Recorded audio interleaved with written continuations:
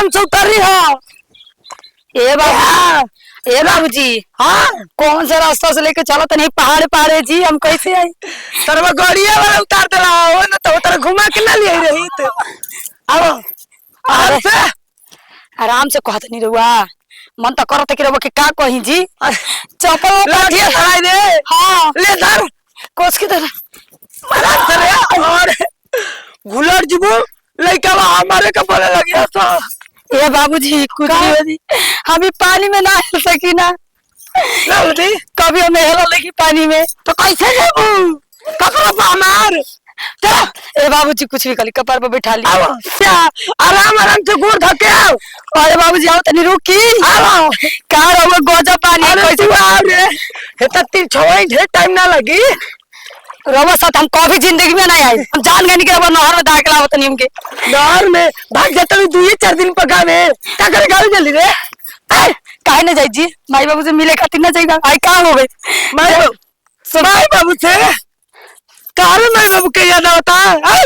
काहे नहीं आई? माई बाबू की याद आवे, भाई भाभी की याद बेचारी आवे। हमार बड़ पतो भी एकतर सुघर एको हाली ना कहले कि नहीं हम जाई अपन माई बाबू से भेंट करे। तो ओके सब कुछ ऐसे मिला तो नहीं है में का रखल बा। का करे हूँ कहले नहीं कुछ ना कुछ ना ओकर माई बाबू आइए नहीं कहते जाई वो ना ओकर चक्कर में तो सब होता ना हो ओकर माई बाबू तो मर गई बा।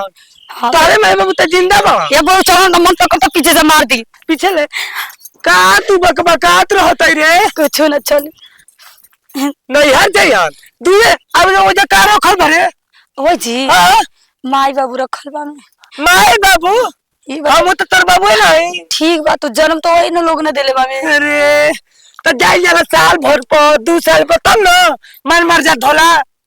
तो अभी एको महीना ना भेल वो पीछे पड़ गई। चली अरे रवत का जाना कि नैयर में यार बाटे ससुराल में बतार बा केकरा खातिर वजह रुकत नहीं तो नहीं के समझ हम चल गए तू आई जा भाई। चलो तन धीरे धीरे चलो का तू बकबकात रहत है अपने मेरे ये बता का माई बाबू के बहुत ज्यादा बाबूजी छज्जा चल यार लो ना ना ना नहीं चल यार बाबूजी मरते घर में निकल जाता ये वही ले कैसे आप जाइए इतना नदी तो पार करके आ फिर चढ़ के जाइयो। चलो बूढ़ा आगे आगे चलो ना आगे आगे चल रहे रवे चढ़ी गिर जाए वहाँ तू पहले चल जा तू गिर गई भाम आई गिरा तो हमके नहीं के पता। बूढ़ा के साथ हमारा आवे के ना चाहत रहे मर्दे आगे तो ठीक रहे। अरे तारा के नदी नाला में मत जाए दादा। अरे पहला मारे तरह हो गए रे हमन संगे ना पैसा बटार के जेब में रखब रहू। अरे ले बेगवा अरे पता है घर घींच आता रे आई ना जिलाठिया देखे पैसा बटोर बटोर के रखी इलाज मत कराई। अरे रोला चप्पल पैर में दो ये बूढ़ा हम तो चप्पल हो फेंक के आइले नहीं कि जाके पैर ई कहला है नी ना रोबा के कहत नहीं के ताकत वाला सिरप पी ही तो पैसा पूरा पिंसिनिया का घर में मरत रख लेके जाई का। अरे जवन बटोते तो हने जानी खातिर ना ई का कहला नहीं हमारा तो लाद के लेके जाई बटोरती अल्लाह रखती ना सोचती तो हमारा का मोटरसाइकिल से 4 व्हीलर से ले जाती डाल के ना लिया चल कभी कभी ई हालत ना होई 3 दिन पर चल जाता नहीं है आए नहीं तारा घर परोसा बना के खियाई खई जा कम से कम ओकरो के तो देखे के पड़ी हमर का हाल तो भइल बा ओकरा बिना। अरे आए का आओ डाली चलो पता है चलो ना हाल यानी कि गोड़ में मेहंदी छपले बाड़ू ए बाबूजी का रे और वो जंगल में काहे के केल बनी जंगल में। हां अरे ऐसा ही ना रास्ता बा कोहिया चलो बोलू कोहिया राक्षस बोलू हमरा नहीं के लागत के वो जंगल में ऐसे लेके जाए कोई इरादा तो नहीं के ना बाबूजी।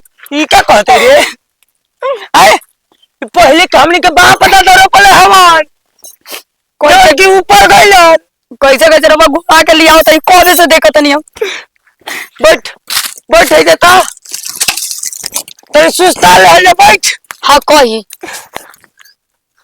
तुम्हारा चलते जवन हाल होके के तवन हमारा हाल होता। हमारा चलते कौन सा हाल आ रहा है समय में जाके पैदल होता दूर है तो सोचे 3 दिन पर भागा रहते 3 दिन पर भागा रहती है।